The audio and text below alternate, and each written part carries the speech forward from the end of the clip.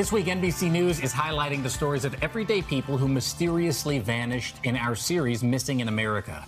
Over the years, our friends at Dateline have covered hundreds of missing persons cases. Now the team is debuting a new podcast called Dateline Missing in America, focusing on 6 different disappearances. We're going to talk to Dateline's Josh Mankiewicz in a moment, but first, he has a little more about one of those cases. It's dawn in the desert of Buckeye, Arizona. Volunteers are searching for a young man who's been missing since June of 2021. His name, Daniel Robinson. And leading the search, Daniel's father, David. Where is everybody located? For more than a year, the mystery of what happened to Daniel has stumped investigators and a father desperate to find his son. He's a very bright, intelligent geologist. Last year, David moved from South Carolina to Arizona. I just grabbed everything I had and just started driving, and I made it here.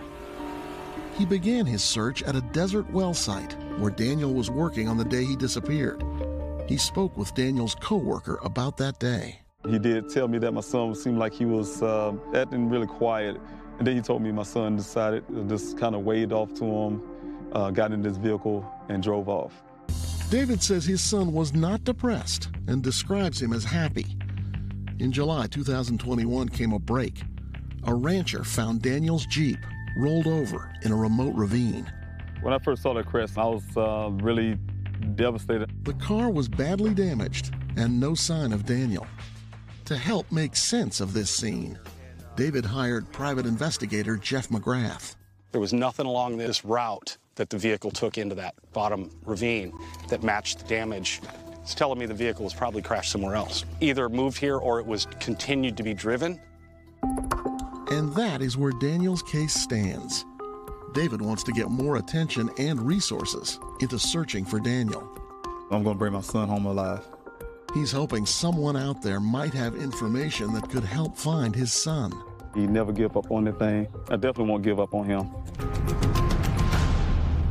Wow. Holy moly. My goodness. Dateline's Josh Mankiewicz joins us now. Good morning to you. Hey, Josh. Good morning. So we're all literally talking back to the television, which is what people do at home. People get sucked into these cases. So hopefully we can get some breaks. Let's talk about Daniel Robinson's case. It's the first episode from the Dateline Missing in America podcast. Where does his case stand now? Right now, he's still missing. It was a year around the end of June. They're still searching. David Robinson remains convinced that he's going to find his son and eventually bring him home alive. And you know, they need tips. They need help. And one of the reasons that Andrea Canning and I are doing this podcast series is that, you know, these are not typical Dateline cases. By the time we usually bring you a Dateline, it's over. It's solved. We know what happened. In this case, we don't. All kinds of theories are possible. And this is a time when people who listen to these podcasts really can contribute and really can help, because maybe something you know, something you remember, something you didn't think was important at the time, that could be vitally important to investigators and to these families, which really need answers. Let's dive into that a little more, because that's something so interesting about this. Listeners can, through social media or through going to the site, really contribute if they saw something or if they heard something, and that's really a first, right? Yeah, I mean, you know, this is something that people are doing more and more, which is wanting to contribute to this sort of whole process that they see unfolding either on social media or on television. And this is an opportunity. I mean, there's a website that Daniel's father set up called pleasehelpfinddaniel.com. So you can go there. You can call the police in Buckeye, Arizona. You can go to our website. We have information right there on the screen.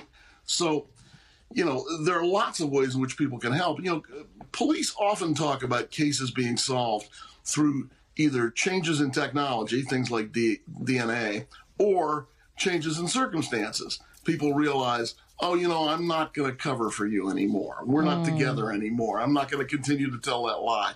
Or just somebody remembers something that they didn't think was important at the time, or that they thought investigators maybe already knew. Things like that can really be vitally important. It's really incredible. Josh, I feel like every time I look at the iTunes charts, there's another Dateline podcast at the top of the charts. The Thing About Pam is one that sticks out to me. But that comes from the incredible team and the producers and you guys at Dateline. This was different because this came from fans of Dateline. Am I right?